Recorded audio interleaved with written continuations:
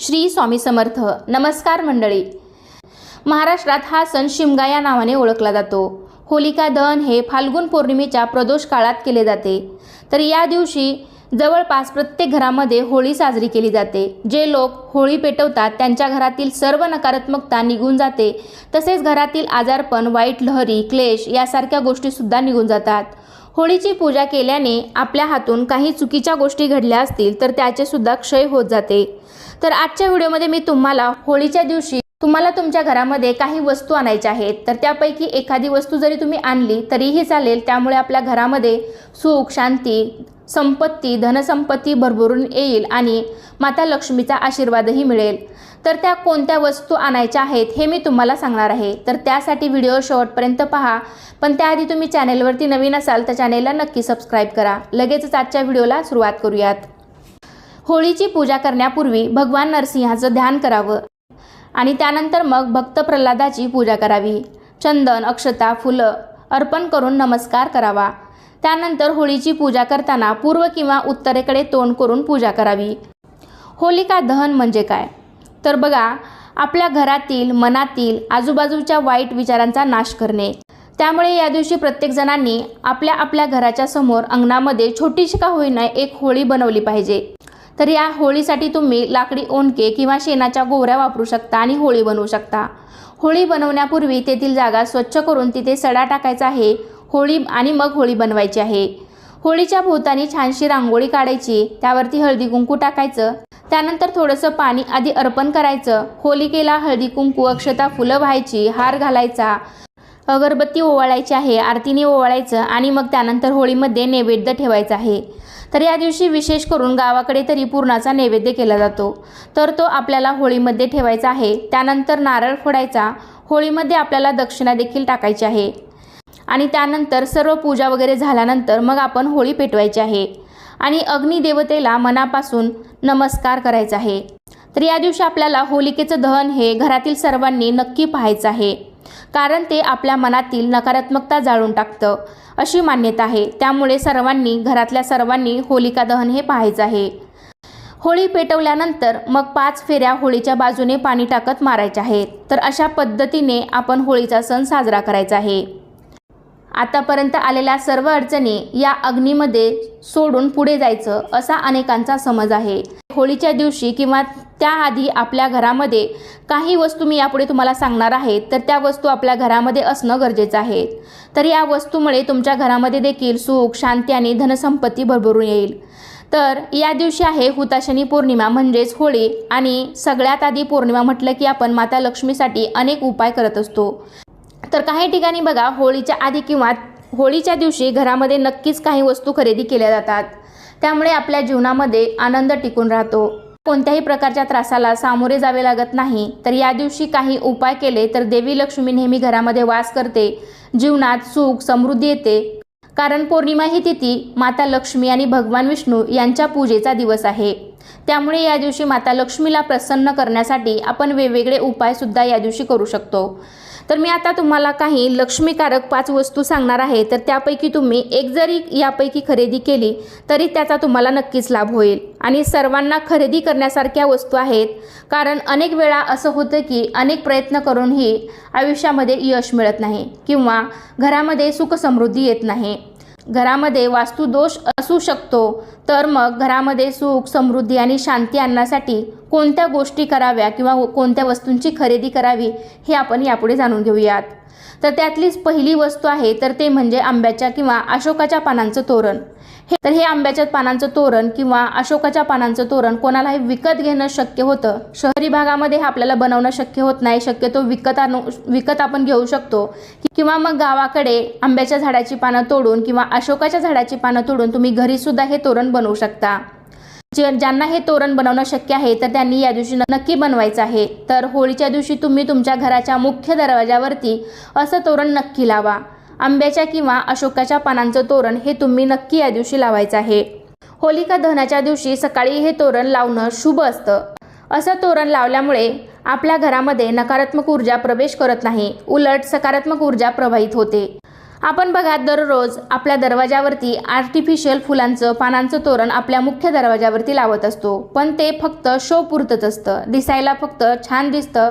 पण अशा सणासुदीच्या दिवशी तरी आपण खऱ्याखुऱ्या पानाफुलांचं तोरण लावलं पाहिजे. त्यामुळे आपल्या घरामध्ये एक सकारात्मक ऊर्जा प्रवाहित होत असते आणि आंब्याच्या पानामध्ये माता लक्ष्मीला आकर्षित करण्याची जास्त क्षमता असते. त्यामुळे अशा पौर्णिमेच्या दिवशी जर तुम्ही माता लक्ष्मीसाठी असं तोरण लावलं तर माता लक्ष्मी तुमच्या घरामध्ये नक्कीच आकर्षित होईल. त्यामुळे असं तोरण आपल्या दाराला लावणं तरी तर सर्वांना शक्य आहे. त्यामुळे हा साधा सोपा उपाय आहे, तुम्ही या दिवशी नक्कीच करू शकता. त्यानंतर दुसरी महत्त्वाची वस्तू म्हणजे स्वस्तिक. स्वस्तिकचं महत्त्व तर आपल्या हिंदू धर्मामध्ये किती अनन्यसाधारण आहे हे सर्वांनाच आपल्याला माहीत आहे. तर या दिवशी आपल्याला आपल्या मुख्य दरवाजावरती स्वस्तिक लावायचं आहे किंवा मुख्य दरवाजाच्या दोन्ही बाजूला तुम्ही इकडे एक स्वस्तिक आणि इकडे एक स्वस्तिक किंवा उंबरट्यावरती सुद्धा तुम्ही चांदीचं पण स्वस्तिक लावू शकता किंवा कुंकवाने पण काढू शकता. ज्यांना घेणं शक्य नसेल त्यांनी फक्त कुंकवाने जरी स्वस्तिक काढलं किंवा मग तुम्ही या दिवशी पौर्णिमा आहे, होळी आहे, हळदीचं लेपन करून त्यावरती जर तुम्ही रांगोळीने हळदी कुंकवाने जरी स्वस्तिक काढून त्याची पूजा केली तरीसुद्धा तुम्हाला माता लक्ष्मीचा आशीर्वाद नक्कीच मिळेल. मात्र प्लास्टिकचं स्वस्तिक या दिवशी चुकूनही तुम्ही आपल्या दरवाजावरती लावू नका किंवा ते विकतही घेऊ नका. शक्य झालं तर चांदीचं किंवा पंचधातूचं तुम्ही स्वस्तिक घेऊन आपल्या दरवाजावरती लावा किंवा उंबरठ्यावरती लावा. नसेल तुम्हाला घेणं शक्य तर तुम्ही सरळ हळदीचं लेपन करा उंबरट्यावरती आणि रांगोळीने स्वस्तिक काढून किंवा दरवाजावरती साधं तुम्ही हळदी कुंकवाने स्वस्तिक काढून त्याची तुम्ही या दिवशी पूजा करा. स्वस्तिक हे शुभचिन्ह आहे, मांगल्याचं प्रतीक आहे. कुठलीही नकारात्मक ऊर्जा आपल्या घरामध्ये येऊ नये असं जर तुम्हाला वाटत असेल तर आवर्जून तुम्ही या दिवशी स्वस्तिक आपल्या घरामध्ये लावा. कोणतेही शुभकाम करताना आधी स्वस्तिक काढले जाते. घरातल्या उंबरट्यापासून ते घरात होणारा शुभ कार्य असो, एखादा मंगल कार्यक्रम असो किंवा अगदी सत्यनारायणाची पूजा असो, प्रत्येक ठिकाणी स्वस्तिक काढल्याशिवाय तो कार्यक्रम पुढे जात नाही. स्वस्तिकमध्ये सूर्य, इंद्र, वायू, पृथ्वी, लक्ष्मी, विष्णू, ब्रह्मदेव, शिव, पार्वती, श्री गणेश अशा अनेक देवी देवतांचा समावेश आहे. स्वस्तिक हे सूर्याचं आसन आहे. त्यामुळे स्वस्तिक या चिन्हाचं अनन्यसाधारण असं महत्त्व आहे. त्यामुळे या दिवशी तुम्ही चांदीचं किंवा पंचधातूचं स्वस्तिक नक्की खरेदी करून ते आपल्या उंबरठ्यावरती किंवा दरवाजावरती लावा. नसेल तर हळदी कुंकवाने रांगोळीने काढून स्वस्तिकची पूजा करा. याने सुद्धा तुम्हाला याचा नक्कीच फायदा होईल. यानंतर तिसरी वस्तू म्हणजेच धातूचं कासव. कासव हे वास्तुशास्त्रात शुभाचे प्रतीक मानलं जातं. होळीच्या शुभ मुहूर्तावर तुम्ही पंचधातूचं कासव घरी आणू शकता. या कासवाच्या पाठीवर बऱ्याच वेळेस श्रीयंत्र किंवा कुबेर यंत्र असतं. ज्या घरामध्ये धातूचं कासव उत्तर दिशेला तोंड करून ठेवले जाते तिथे कधीही पैशाची, धनाची कमतरता भासत नाही. आलेला पैसा आहे तो टिकून राहतो. जर तुम्ही तुमच्या देवघरामध्ये कासव ठेवलं तर नक्कीच तुमची प्रगती होत जाते. पण हे कासव घरामध्ये ठेवताना शक्यतो जमिनीवर न ठेवता तांदळामध्ये किंवा पाण्यामध्ये ठेवावं. पौर्णिमा तिथीला घरात कासव ठेवणे खूप शुभ असतं. घरामध्ये धातूचा कासव ठेवल्याने घरात सकारात्मकता राहते आणि घरात कधीही पैशाची कमतरता भासत नाही. हे कासव स्फटिक, तांबे किंवा चांदीसारख्या धातूंनी बनवलेले असावे. असे मानले जाते की ज्या घरात हे कासव असते त्या घरात कधीही धनाची कमतरता भासत नाही. ऑफिसमध्ये किंवा दुकानामध्ये हे कासव ठेवल्याने सुद्धा खूप प्रगती होते. व्यवसायात नुकसान होण्याची शक्यता कमी असते. घरात कासव ठेवल्याने सकारात्मक ऊर्जा वाढते, नकारात्मक ऊर्जेचा नाश होतो आणि जीवनातील सर्व समस्या दूर होतात. तर असं या धातूच्या कासवाचं अनन्यसाधारण असं महत्त्व आहे. जर तुमच्याकडे हे कासव नसेल तर या होळीच्या शुभ मुहूर्तावर पौर्णिमेच्या दिवशी तुम्ही नक्कीच खरेदी करून आपल्या घरामध्ये त्याची स्थापना करा, पूजा करा. तर यानंतरची पुढची वस्तू आहे तर ते म्हणजे श्रीयंत्र. श्रीयंत्र हे सुद्धा खूप शुभ मानलं जातं. जर तुमच्याकडे श्रीयंत्र नसेल तर ते सुद्धा तुम्ही पौर्णिमेच्या दिवशी नक्की खरेदी करा. कारण पौर्णिमा ही तिथीसुद्धा माता लक्ष्मीला समर्पित आहे. आणि जरी तुमच्याकडे असेल तर या दिवशी श्रीयंत्रावरती स्वच्छ पाण्याने पंचामृताने अभिषेक करा. आणि मग त्यानंतर या दिवशी श्रीयंत्रावरती कुंकुमार्चन करायला विसरू नका.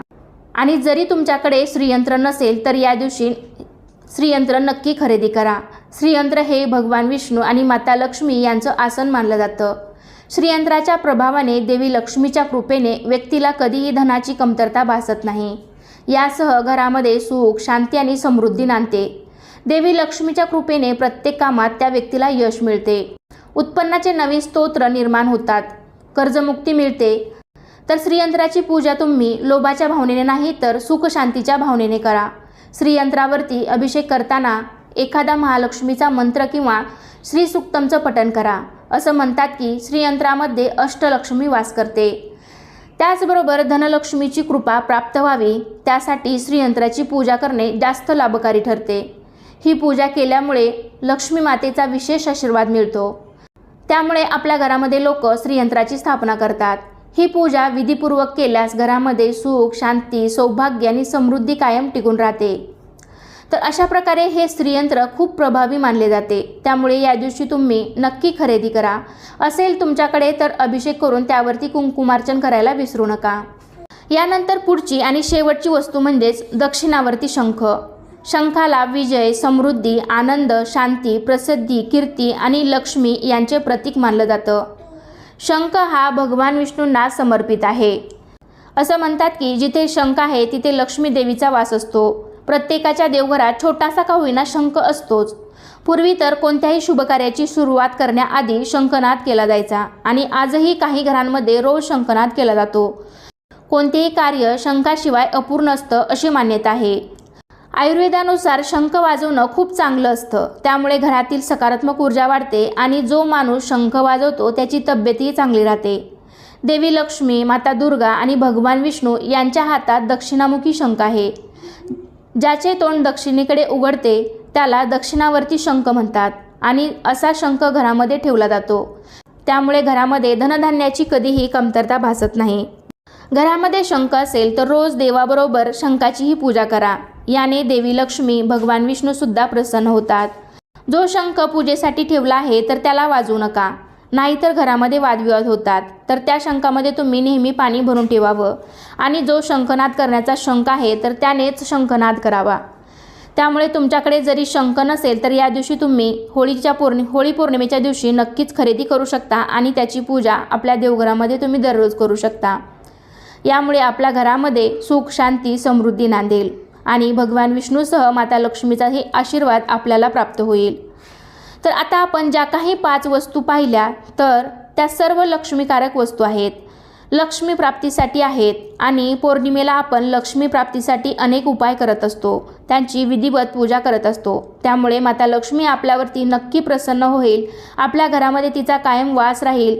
तर तुम्ही सुद्धा येत्या पौर्णिमेला या 5 पैकी एखादी तरी वस्तू नक्की खरेदी करा आणि तुमच्या घरामध्ये असेल तर त्याची विधिवत पूजा करा। तुम्हालाही त्याचा नक्कीच फायदा होईल।